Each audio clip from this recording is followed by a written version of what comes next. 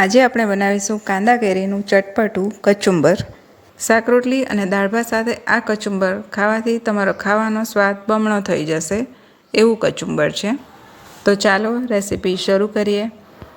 કચુંબર બનાવવા માટે અહીં મેં એક તોતાપુરી કેરી લીધી છે અને 2 નાની ડુંગળી લીધી છે। તોતાપુરી કેરી થોડી ઓછી ખાટી લાગે છે એટલે એનો સ્વાદ આ કચુંબરમાં ખૂબ જ સરસ લાગે છે। કેરીને ધોઈને આ રીતે એના વચ્ચેથી 2 ટુકડા કરી લેવાના છે અને એની ગોટલી કાઢી નાખવાની છે। હવે કેરીને છીણી લેવાની છે। એના માટે અહીં મેં આવી રીતે મોટી છીણી આવે છે એ લીધી છે। તમે કેરી છીણવા માટે નાની છીણીનો પણ ઉપયોગ કરી શકો છો। મોટી છીણીમાં કેરી છીણવાથી એના લચ્છા ખૂબ જ સરસ રીતે પડે છે એટલા માટે મોટી છીણી લીધી છે। હવે આ રીતે કેરીને છીણીને એની છીણ બનાવીને તૈયાર કરી લીધી છે। કેરીની તમે પતલી પતલી સ્લાઇસ પણ કરી શકો છો। હવે એમાં આપણે ઉમેરવા માટે ડુંગળી કાપી લઈશું। કેરીના કચુંબરમાં ઉમેરવા માટે અહીં મેં 2 મીડિયમ સાઇઝની ડુંગળી લીધી છે। ડુંગળીને છોલી લીધી છે। હવે એનો આ રીતનો વચ્ચેનો ભાગ કાઢીને એને આ રીતે કટ કરી લેવાની છે। ડુંગળી અહીં નાની છે એટલે મેં એને આ રીતે કટ કર્યું છે એટલે એના લચ્છા એકદમ લાંબા દેખાય। ડુંગળીને હવે કટ કરી લીધી છે।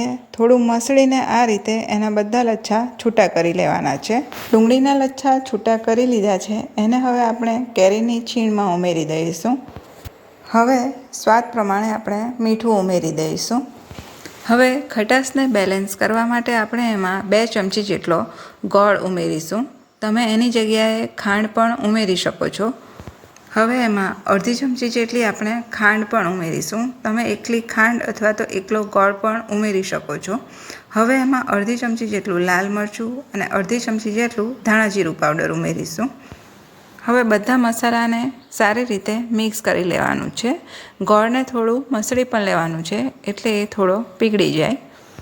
હવે બધા મસાલાને કેરી અને કાંદા સાથે સરસ રીતે મિક્સ કરી લીધા છે। એમાં હવે 2 ચમચી જેટલો કાપેલો લીલો દાણો ઉમેરીશું। હવે કચુંબરમાં થોડો ક્રન્ચી ટેસ્ટ આવે એના માટે શેકેલા સિંગદાણા ઉમેરીશું। સિંગદાણાને મેં અહીં થોડા અધકચરા વાટી લીધા હતા। હવે બધું બરાબર સારી રીતે મિક્સ કરી લેવાનું છે। બધું સરસ રીતે મિક્સ કરી લીધું છે। કાંદા કેરીનું ચટપટું કચુંબર બનાવીને તૈયાર કરી લીધું છે।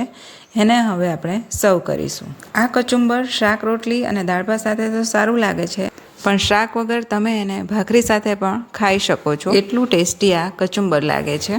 તમે પણ ઉનાળાની ગરમીમાં એકવાર આ કાંદા અને કેરીનું કચુંબર ટ્રાય કરશો તો તમને વારંવાર બનાવવાનું મન થાય એવું આ કચુંબર છે। કચુંબર ઉપર થોડું ગાર્નિશિંગ માટે આપણે શેકેલા તલ ઉમેરી દઈશું।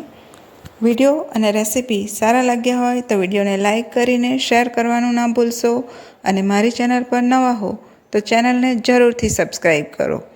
ફરી મળીશું નવા વિડીયો સાથે। ત્યાં સુધી આપ સ્વસ્થ રહો અને મસ્ત રહો।